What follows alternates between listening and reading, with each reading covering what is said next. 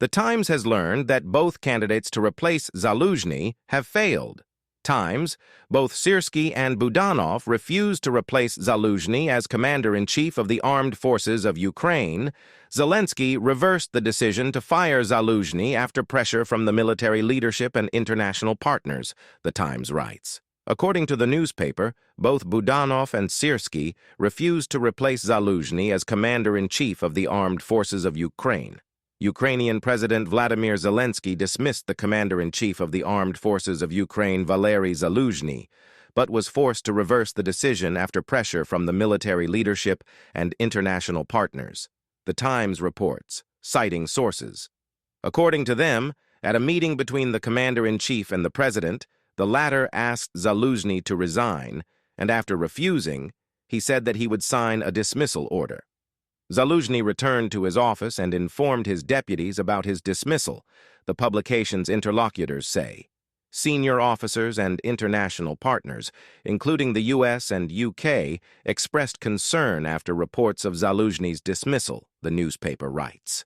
In addition, according to the Times, the head of Ukrainian intelligence, Kirill Budanov, and after him the commander of the ground forces of the Ukrainian armed forces, Alexander Syrsky, refused the post of commander-in-chief of the armed forces of Ukraine, which forced Zelensky to cancel the decision to dismiss Zaluzhny.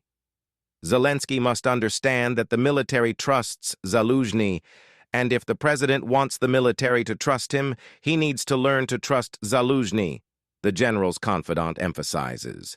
The Economist also wrote that Syrsky and Budanov were considered as replacements for the post of commander-in-chief of the armed forces of Ukraine. According to the publication, some suggested that the latter abandoned the position at the last minute. At the same time, a close colleague of Budanov said that he did not apply for Zaluzhny's post, but did not have the right to refuse the position. The New York Times reported that the lack of an immediate replacement was one of the reasons the dismissal was reversed. The newspaper cited the leak of information about the resignation as the second reason. On the evening of January 29th, Ukrainian media and politicians began reporting about Zaluzhny's dismissal. In particular, ex-Verkhovna Rada deputy Borislav Bereza, citing sources in the office of the Ukrainian president, said that the commander-in-chief refused the offer to head the National Security and Defense Council of Ukraine or become an ambassador. The Ukrainian leadership denied information about Zaluzhny's dismissal.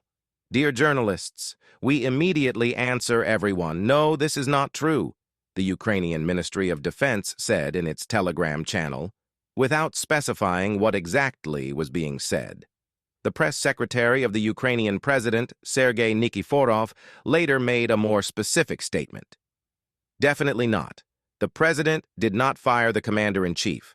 Zaluzhny became commander-in-chief of the armed forces of Ukraine in 2021. In the fall of 2023, Ukrainian and Western media began to report on the conflict between him and Zelensky after an interview with The Economist, where Zaluzhny, among other things, stated that the fighting in Ukraine had reached a dead end. The president publicly disagreed with him. Zelensky's biographer, Time journalist Simon Schuster, said that contradictions between them arose even before the start of the full-scale conflict between Russia and Ukraine.